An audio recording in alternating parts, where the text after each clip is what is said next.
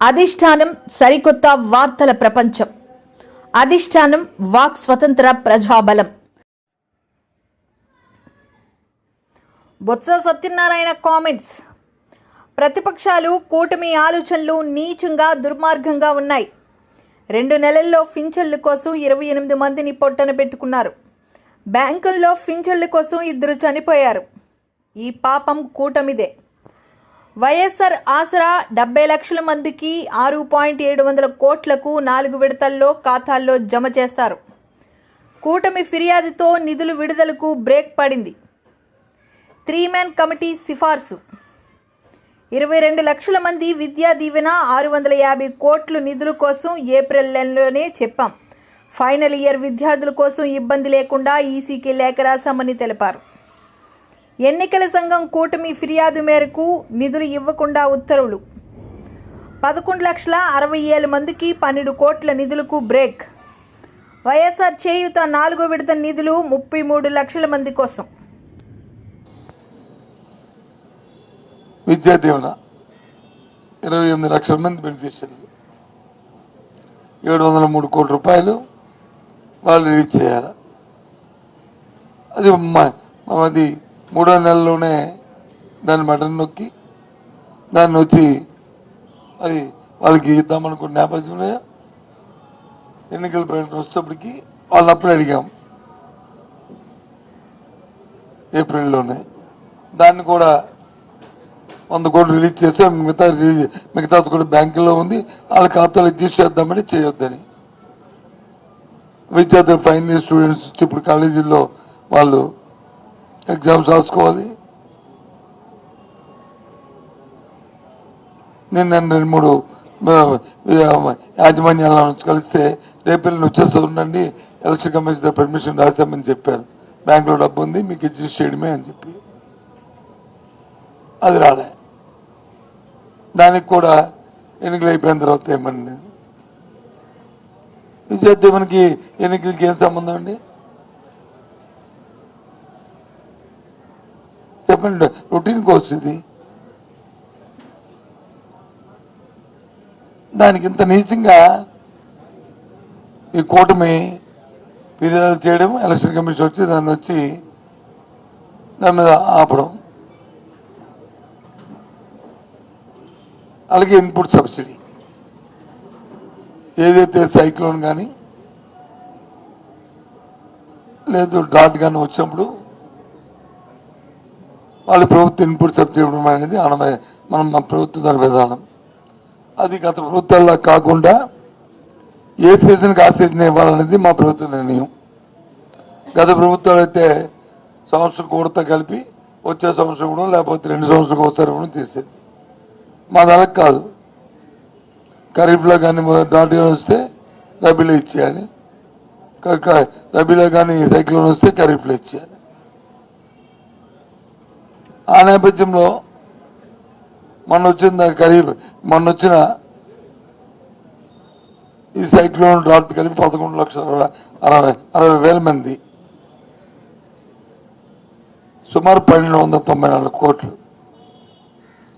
అది రిలీజ్ చేసి అది పర్మిషన్ అడిగితే బ్యాంకుల నుంచి రిజిస్టర్ చేస్తాం ఆ బెనిఫిట్స్ కంటే దానికి పర్మిషన్. మరి రైతు అలాగే పంట పండించుకుంటారు. రైతు అలాగా వాడు ఆర్థికంగా ఏ రకంగా చూస్తారు? ఇదొక నీచం, ఇదొక కలకసమైన ఆలోచన.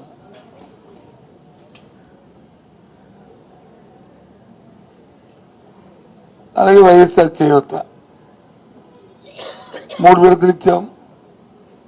4వ విడత వచ్చి ఇవ్వడానికి వచ్చి అది బటన్ నొక్కాం. దాని డబ్బు కూడా బ్యాంకులో వేసాం. అది బెనిఫిషరీగా అడ్జస్ట్ చేయమంటే 33 లక్షల మందికి అది కూడా రిలీజ్ చేయరు.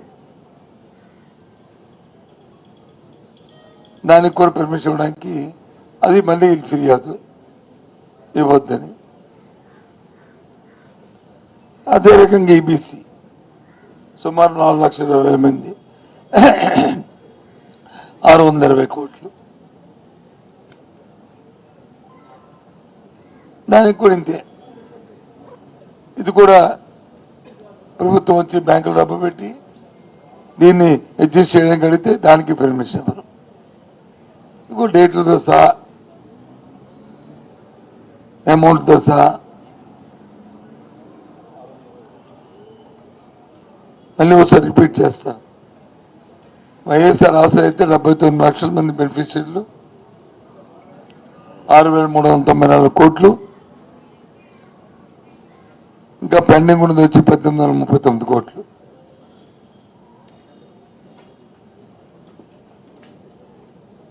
లాంచింగ్ వచ్చి 23వ తారీఖునే 1 నెలలో లాంచ్ చేసాము. అప్పటి నుంచి ఇస్తూనే ఉన్నాం.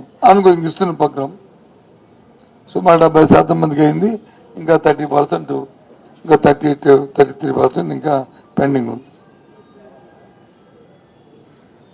అదే విద్యాదీవెన అయితే 703 కోట్ల రూపాయలు, అందులో 100 కోట్లు రిలీజ్ చేస్తాం. ఇంకా సుమారు 605 కోట్లు ఇంకా పెండింగ్ ఉంది. అది మా ఛానల్లో దానికి వచ్చి బటన్ నొక్కి రిలీజ్ చేస్తాం. అది కూడా పెండింగ్ పెట్టి కూర్చున్నాం. ఇన్పుట్ సబ్సిడీ అయితే 1294 కోట్లు, అది 6వ తారీఖు 3వ నెలలో అది కూడా రిలీజ్ చేస్తాం. దాన్ని కూడా అడ్జస్ట్ చేయడానికి ఒప్పుకోవట్లేదు రైతులకి. వైఎస్ఆర్ చేయూత 33 లక్షల మంది బెనిఫిషియర్లు, 5,065 కోట్ల రూపాయలు. అది 7వ తారీఖు నాడు 3వ నెలలో దాన్ని బటన్ దాన్ని రిలీజ్ చేసాం. దాన్ని కూడా అడ్జస్ట్ చేయడానికి ఒప్పుకోవట్లేదు. అలాగే ఈబీసీ 4,20,000 మంది బెనిఫిషియర్లు, 629 కోట్లు. దాన్ని కూడా అది 14వ తారీఖు నాడు 3వ నెలలో దాన్ని బటన్ రిలీజ్ చేస్తాం. దాన్ని కూడా ఇవ్వట్లేదు. మరి ఏంటి అనుకుంటున్నారు? అంటే ఈ పేదపాటి భద్రత, ఈ సామాన్యుని ఎన్నికలు వస్తే మన వారికి డే టు డే యాక్టివిటీ జరగద్దా? దైనందిన జరగక్కర్లేదా? ఎన్నికల్లో గాలికి బతకమంటారా? ఎన్నికలు వచ్చినప్పుడే ఆ 3 నెలలు వాళ్ళేం గౌరవంగా బతకక్కర్లేదా? ఇంత దుర్మార్గం ఆలోచన ఎప్పుడైనా జరిగిందా? మరి అదే మీకు బహుశా జ్ఞాపకం ఉంటుంది. 2019లో ఎన్నికలు జరుగుతున్న నేపథ్యంలో పసుపు కుంకుమని ఏ రకంగా ఎన్నికలు నోటిఫికేషన్ ఇచ్చిన తర్వాత ఎన్నికల ముందు రిలీజ్ చేశారు. మేము అడ్డు పెట్టావా? మేము వద్దన్నావా? మేము ఇవ్వకూడదని మేము అడిగావా? కానీ ఇలాంటి బుద్ధులేంటి?